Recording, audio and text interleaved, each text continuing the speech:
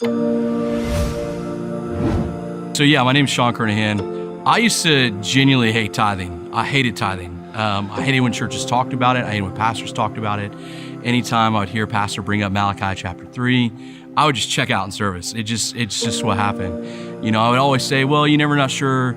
I don't really know how the church is going to use my money, or just had all these rhyme and reasons for why I didn't want to give. And I was at a church service one time, earlier this year actually, and a pastor was talking about how he said, we're gonna do a tithe challenge. We want you to give the next 3 months tithing and give everything you have to God.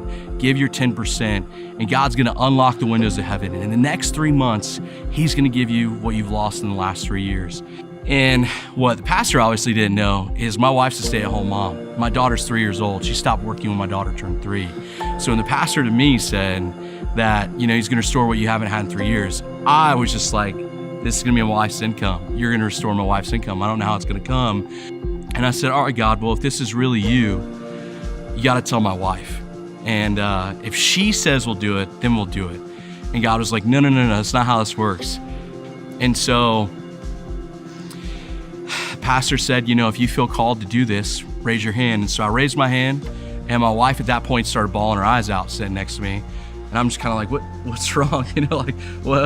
Why are you crying? And she's like, don't worry about it, And then we talked after service, and what I found out was my wife the whole time during that service was praying and saying, God, I really want to start tithing, but if we're going to do it, you have to tell Him. Because if He doesn't do it, we'll never do it. And so really seeing how God worked in that situation was incredible. But the next thing that gets crazier is that I've been wanting a dream job since I've started at this job that I'm at. I work at a huge financial firm. I've been there for 4 years.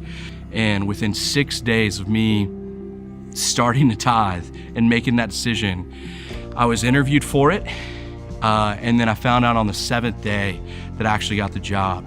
So 7 days after me actually making that decision to start tithing, I actually got it. And the crazy thing about this job is that this job has the potential to triple my income from what I started 3 years prior.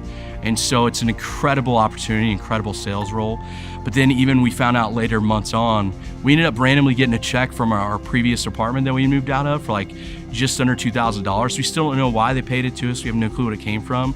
But we found out that when we look back at the calendar, it was written the day after we decided to start tithing. And so we really see that as like God's opportunity to move it.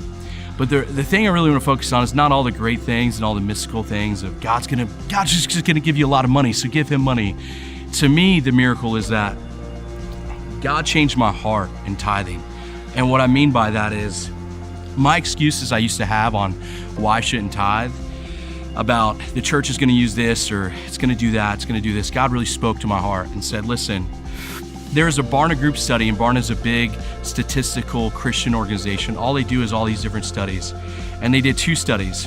One study showed that on average, most churches in America spend about 45% of their income and their tithe on church salary.